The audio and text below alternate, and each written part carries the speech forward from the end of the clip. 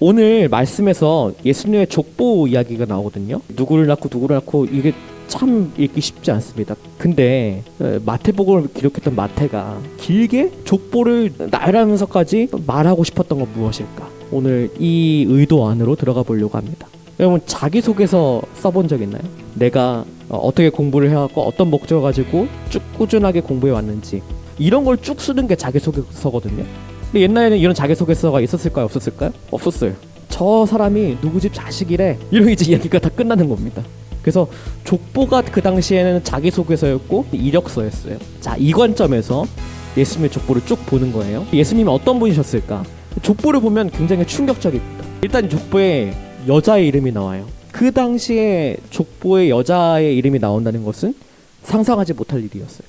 게다가 이 족보에 실린 여자들은 대부분 이방인이었어요. 유대인이 아니었어요. 고대의 유대인들은요, 그런 나라 출신들을 부정하게 취급했어요. 그래서 성막이나 성전에 가서 예배할 수 없게 했어요. 너 가나안 사람이지 예배 못 드려. 이렇게 했단 말이에요. 근데 그 사람들이 예수님의 족보에 들어가 있다? 그리고 그 이름들을 언급한 것만 문제가 아니에요. 여인들과 관련된 사건들을 쭉 보면 성경에서 나왔던 부도덕한 사건들을 막 생각나게 해요.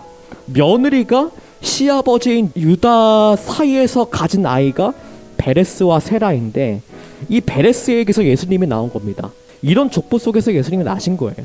두 번째 여인인 라합을 볼까요? 라합은 기생이었어요. 네 번째 여인은 이름이 나오지 않아요. 다윗이 우리아의 아내에게서 솔로몬을 낳았다고 이야기하는데 이 마태복음에서 마태는 굳이 이스라엘에서 비참하고 이 도덕적으로 끔찍했던 사건을 딱 집어서 떠올리게 하는 거예요. 충직한 우리아의 아내였던 밧세바를 이 다윗 왕이 넘봅니다. 그러다가 숨길 수 없는 상황까지 이르게 되자 손을 써서 그 충직한 우리아를 죽이고 밧세바와 결혼해요. 그 둘 사이에 태어난 아들이 솔로몬인데 예수님이 솔로몬의 후손이라고 소개하는 겁니다. 치명적인 흠들을 족보 곳곳에 나열해요.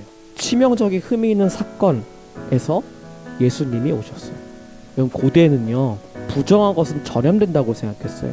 자, 한센병을 예로 들어볼까요? 한센병 아시죠? 요즘에야 옮기는 병이 아니다 라는 것을 우리가 알고 있지만 옛날에는 가까이 가서는 큰일 나는 병이라고 했잖아요.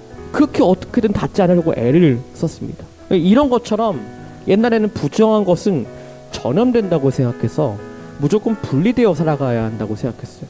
근데 예수님께서 이걸 뒤집으신 거예요. 우리가 부정해요. 우리가 연약해요. 우리가 잘못을 저질렀어요. 근데 그런 우리가 하나님께 가까이 가면 예수님께 가까이 가면 예수님 부정하게 되나요? 아니죠. 예수님의 거룩하심과 선하심은 우리에게 닿아도 부정해질 수 없어요. 반대로 우리가 예수님께 닿으면 그분의 거룩하심과 그분의 사랑이 우리에게 전염돼요.